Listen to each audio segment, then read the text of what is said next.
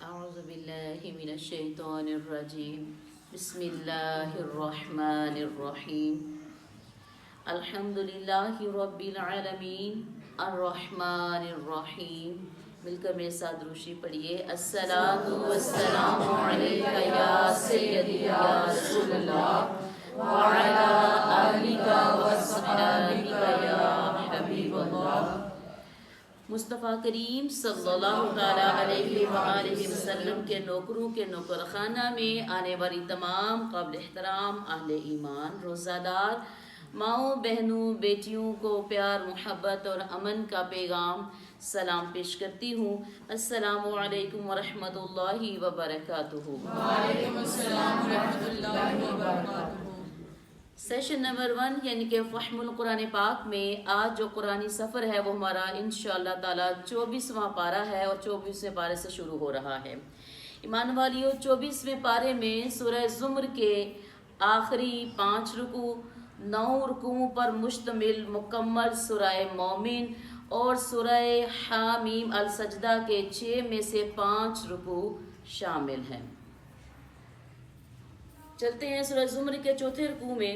ایمان والیو سورہ زمر کے 4تھے رکوع میں ارشاد ہوا الیس اللہ بکاف عبدہ، کیا اللہ تعالیٰ بندے کے لیے کافی نہیں ہے؟ ایمان والیو حقیقت یہ ہے کہ جو صرف اللہ ہی کو معبود مانتا ہے وہ کسی سے بھی نہیں ڈرتا، کیونکہ وہ یقین رکھتا ہے کہ اللہ ہی ہے جس کے اختیار میں جملہ مخلوقات کا نفع اور نقصان ہے۔ آگے 5ویں رکوع میں ایمان والیوں مشرکین کا ایک دعویٰ نقل ہوا کہ ان کے خود ساختہ معبود روز قیامت اللہ تعالیٰ کے ہاں ان کے حق میں شفاعت کریں گے۔ در حقیقت ایمان والیوں شفاعت کا مکمل اختیار کس کے پاس ہے؟ اللہ سبحانہ و تعالیٰ کے پاس ہے۔ آگے ہم 6 رکوع میں دیکھتے ہیں کہ گناہ گاروں کے لیے انتہائی امید افزا بشارت بیان ہوئی۔ اعلان کیا گیا کہ کثرت سے گناہ کرنے والوں کو بھی اللہ تعالیٰ کی رحمت سے مایوس نہیں ہونا چاہیے۔ مزید گناہ گاروں کو تلقین کی گئی کہ وہ اچانک عذاب آنے سے پہلے سچی توبہ کر لیں۔ کون سی توبہ؟ سچی توبہ کر لیں، گناہوں پر واقعی نادم ہوں، گناہوں کو چھوڑنے کا وعدہ کریں اور بالفعل چھوڑ کر توبہ کی سچائی ثابت کریں۔ اگر کسی کا حق مارا ہے تو حق اس کو لوٹائیں یا اس سے معافی مانگیں۔ اور آگے میری بہنوں مزید فرمایا کہ وہ جو بد نصیب گناہوں سے توبہ نہیں کرتے، جب اچانک عذاب آتا ہے تو اپنے گناہوں پر حسرت کرتے ہوئے فریاد کرتے ہیں کہ اگر اللہ تعالیٰ ہمیں مہلت دے تو ہم اس قدر نیک ہو جائیں گے کہ محسنین کا درجے پر پہنچ جائیں گے، لیکن عذاب آنے کے بعد کوئی حسرت اور کوئی فریاد انسان کے کام نہ آئے گی۔ آگے ہم دیکھتے ہیں 7ویں رکوع میں سرداران قریش کی طرف سے سمجھوتا کی ایک پیشکش کا ذکر ملتا ہے۔ مزید فرمایا کہ کاش مشرکین اس قیامت کا تصور کریں جب پوری زمین اللہ تعالیٰ کی مٹھی میں ہوگی اور تمام آسمان اس کے دائیں ہاتھ میں لپٹے ہوئے ہوں گے، سور میں پھونک ماری جائے گی اور تمام کے تمام انسان زندہ ہو کر میدان حشر میں حاضر ہوں گے۔ اللہ تعالیٰ زمین پر نزول فرمائیں گے تاکہ انسانوں کا حساب لیں۔ ایمان والیوں زمین نور ربانی سے جگمگا اٹھے گی۔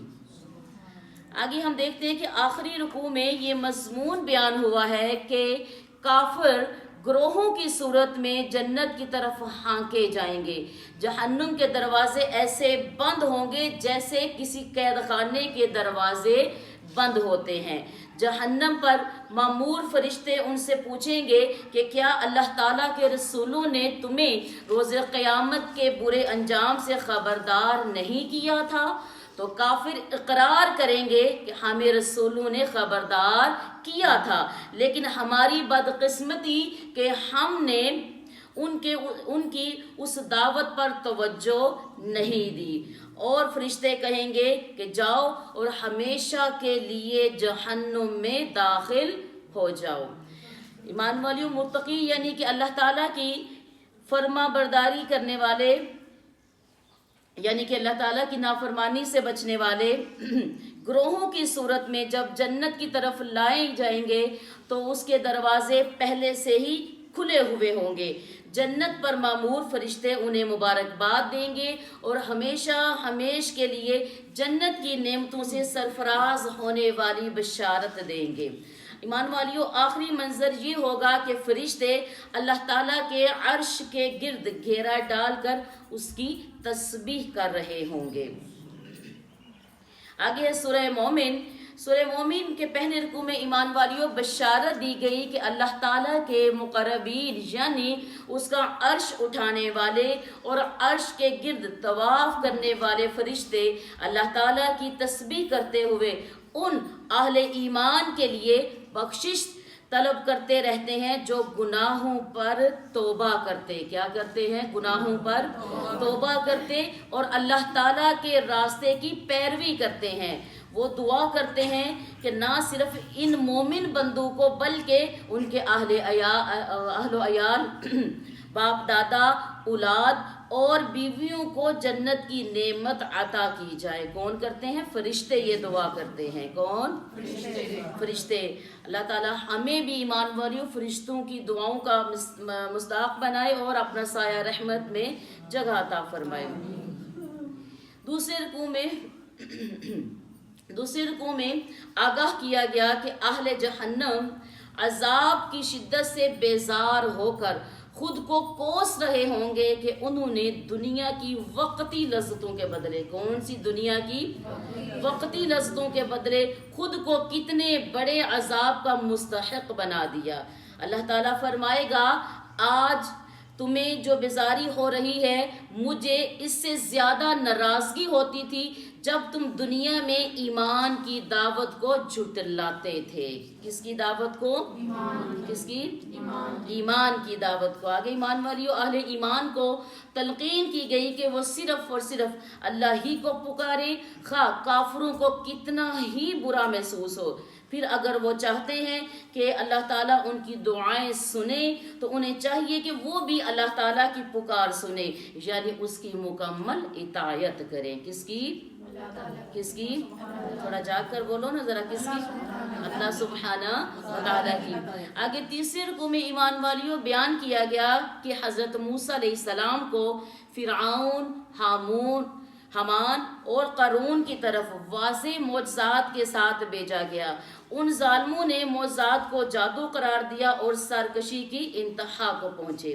آگے ہم چوتھے رکوع میں دیکھتے ہیں کہ بیان کیا گیا جب فرعون نے اپنے دربار میں حضرت موسیٰ علیہ السلام کو شہید کرنے کا ناپاک منصوبہ پیش کیا تو ایک مرد مومن نے فرعون کے خلاف کلمہ حق کہہ کر ایمان افروز جہاد کیا۔ کیا کیا؟ کیا کیا؟ جہاد کیا۔ ایمان والیوں اس نے قوم کو خبردار کیا کہ مجھے اندیشہ ہے کہ اگر تم نے حضرت موسیٰ کی دعوت کو جھٹلایا تو تمہارا وہی عبرتناک انجام ہوگا جیسا قوم نوح، قوم عاد، قوم سمود اور دیگر سرکش اقوام کا ہوا تھا۔ ایمان والیوں فرعون نے مومن آل فرعون کے ایمان افروز بیان سے توجہات کو ہٹانے کے لیے ایک سازش رچی۔ اس نے اپنے وزیر خاص حامان کو حکم دیا کہ میرے لیے ایک اونچا محل بناؤ۔ کون سا محل؟ اونچا محل بناؤ، میں اس پر چڑھ کر آسمان تک پہنچوں گا اور موسیٰ کے معبود کو تلاش کروں گا۔ ایمان والیوں فرعون کی یہ سازش ناکام ہوئی اور وہ تباہ و برباد ہو گیا۔ آگے ہم دیکھتے ہیں کہ 5ویں رکوع میں مومن آل فرعون کا یہ رقت امیز واز نقل ہوا ہے کہ دنیا کی لذتیں وقتی جبکہ آخرت کی نعمتیں بہتر اور دائمی ہیں۔ بہتر اور دائمی ہے۔ 6 رکوع میں ایمان والیوں بشارت دی گئی کہ اللہ تعالیٰ اپنے رسولوں اور اہل حق کی دنیا اور آخرت میں ضرور مدد فرمائے گا۔ مزید فرمایا کہ اللہ تعالیٰ حق کے دشمنوں کو دوبارہ زندہ کرے گا اور انہیں ان کے جرائم کی بھرپور سزا دے گا۔ جس طرح اندھے اور دیکھنے والے برابر نہیں، اسی طرح اللہ تعالیٰ کے باغی اور وفادار برابر نہیں ہے۔ ایمان والیوں، مزید فرمایا کہ دنیا میں یہ فرق ظاہر ہو یا نہ ہو، بہرحال آخرت میں ظاہر ہوگا کہ باغی اور اللہ کے وفادار برابر نہیں ہے۔ آگے دیکھتے ہیں کہ آخر میں حکم دیا گیا کہ اللہ ہی سے دعا کرو، وہ تمہاری دعائیں قبول فرمائے گا۔ جو سرکش تکبر کی وجہ سے اللہ تعالیٰ کو نہیں پکارتے، اللہ تعالیٰ انہیں ذلیل کر کے جہنم میں داخل کر دے گا۔ ایمان والیوں، ہمارے لیے کتنی بڑی نعمت ہے کہ کل اختیار رکھنے والی ہستی ہمیں حکم دے رہی ہے کہ جو مانگنا ہے مجھ سے مانگو۔ اللہ ہمیں مانگنے کے آداب سیکھنے کی توفیق دے۔ آگے 7ویں رکوع میں ایمان والیوں محسن حقیقی یعنی کہ اللہ سبحانہ و تعالیٰ کے بندوں پر احسانات کا ذکر ملتا ہے۔ ایمان والیوں، آگے 8ویں رکوع میں آگاہ کیا گیا کہ دعوت حق کو جھٹلانے والے بہت بڑے مجرم ہیں۔ کیا ہیں؟ کیا ہیں؟ ہاں، جب ان سے پوچھا جائے گا کہ کہاں ہے تمہارے خود ساختہ معبود، تو وہ اپنے شرک کے جرم سے انکار کریں گے، لیکن اللہ تعالیٰ کو دھوکہ نہ دے سکیں گے۔ اللہ تعالیٰ فرمائے گا کہ اپنے جرائم کی پاداش میں جہنم کی ہولناک دائمی عذاب کا مزہ اب تم چکھتے رہو۔ آگے 9ویں رکوع میں ایمان والیوں ارشاد ہوا کہ اللہ تعالیٰ نے انسان کی سہولت اور فوائد کے لیے چوپائے اور کشتیاں بنائی ہیں۔ مزید فرمایا کہ ماضی میں کئی ایسی قومیں گزری ہیں جو موجودہ اقوام کے مقابلے میں افرادی قوت، اسباب اور ٹیکنالوجی کے اعتبار سے بہت زیادہ آگے تھی۔ جب ان کے پاس رسول علم ہدایت لے کر آئے، کون سا علم ہدایت لے کر آئے، تو انہوں نے اپنے علوم و فنون کو بہتر سمجھتے ہوئے علم ہدایت کو حقارت سے ٹھکرا دیا۔ البتہ جب اللہ تعالیٰ کی طرف سے آفت آئی تو ان کی ساری ٹیکنالوجی دھری رہ گئی۔ آگے ہم دیکھتے ہیں سورہ حامیم اور السجدہ۔ ایمان والی جس کو سورۃ فصلت بھی کہا جاتا ہے۔ پہلے رکوع میں بیان کیا گیا کہ قرآن حکیم ایک فصیح اور بلیغ زبان عربی میں نازل کیا گیا۔ کس میں نازل؟ عربی میں نازل کیا گیا۔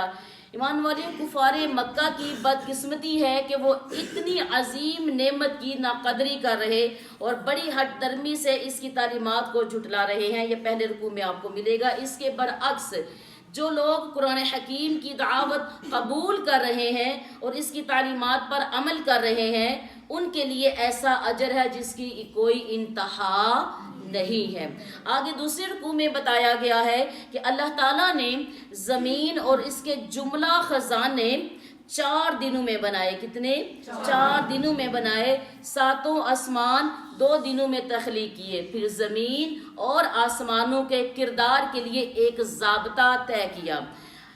جس اللہ تعالیٰ نے یہ سب تخلیقی عمل کو کیا، کیا کوئی اس کا شریک ہو سکتا ہے؟ یہ سوال کیا گیا، کیا اس کا شریک کوئی ہو سکتا ہے؟ اور افسوس کیا گیا شرک کرنے والوں پر۔ ایمان والیوں، آگے فرمایا کہ اگر وہ باز نہ آئے تو ان کا انجام بھی وہی ہوگا جو قوم عاد، قوم سمود وغیرہ کا ہوا تھا۔ آگے تیسرے رکوع میں خبردار کیا گیا کہ روز قیامت مجرمین کے خلاف ان کی آنکھیں، ان کے کان اور کھالیں گواہی دیں گے۔ کون کون گواہی دیں گے؟ ان کی کھالیں گواہی دیں گی۔ وہ ان سے شکایت کریں گی کہ تم نے ہمارے خلاف گواہی کیوں دی؟ وہ ان سے کیا کریں گی؟ شکایت کریں گی کہ تم نے ہمارے خلاف گواہی کیوں دی؟ ان کے اعضاء جواب دیں گے کہ اللہ تعالیٰ کے حکم سے، اللہ تعالیٰ کے حکم سے۔ تم سمجھتے تھے کہ ہمارے جرائم 100 پردوں میں ہو رہے ہیں اور انہیں کوئی نہیں جانتا، تمہارے اسی گمان نے تمہیں برباد کر دیا۔ اب تم خاموش رہو اور فریادیں کرو، تمہیں بہرحال آگ کے بدترین عذاب سے دوچار ہونا پڑے گا۔ آگے ہم دیکھتے ہیں چوتھے رکوع میں ایمان والیوں، چوتھے رکوع میں مشرکین مکہ کا ایک قول نقل ہوا ہے کہ اگر اپنا غلبہ برقرار رکھنا ہے تو قرآن کی تبلیغ کی رکاوٹ ڈالو۔ کس کی تبلیغ میں؟ قرآن کی تبلیغ میں رکاوٹ ڈالو۔ قرآن کی تبلیغ جاری رہی تو لوگ اس کی تاثیر سے فیض یاب ہو کر دائرہ اسلام میں داخل ہوتے رہیں گے اور آخر کار اسلام غالب ہو جائے گا۔ یہ کن کا قول نقل ہوا ہے؟ مشرکین مکہ کا۔ ایمان والیوں، تبلیغ قرآن کے دشمنوں کو دھمکی دی گئی کہ ان قریب انہیں قرآن دشمنی کی بدترین سزا دی جائے گی۔ کس دشمنی کی؟ کس دشمنی کی؟ قرآن دشمنی کی۔ کس دشمنی کی؟ قرآن دشمنی کی۔ آگے پانچویں رکوع میں ارشاد ہوا کہ بہترین بات اس کی ہے جو لوگوں کو اللہ تعالیٰ کی بندگی کی طرف بلائے اور خود بھی اچھا عمل کرے۔ اسی طرح ایمان والیوں، صبر کی اعلیٰ صورت یہ ہے کہ مخالفین کی طرف سے کی جانے والی برائی کا جواب بھلائی سے دیا جائے۔ کس سے دیا جائے؟ ہاں، مزید اسی رکوع میں ارشاد فرمایا کہ اللہ تعالیٰ نے قرآن کے صرف الفاظ کی نہیں بلکہ اس کے صحیح مفہوم کی حفاظت بھی اپنے ذمہ لے رکھی ہے۔ یہ تھا آج کا ہمارا قرآنی سفر۔ میں امید رکھتی ہوں کہ وہ میری مائیں، بہنیں اور بیٹیاں جو روزانہ کی صورت میں اس سفر میں ہمارے ساتھ ہیں، ان کے لیے یہ معلومات انشاءاللہ تعالی انتہائی مفید ثابت ہوگی۔ اللہ تعالی عمل کی توفیق عطا فرمائے۔ والسلام فی امان اللہ۔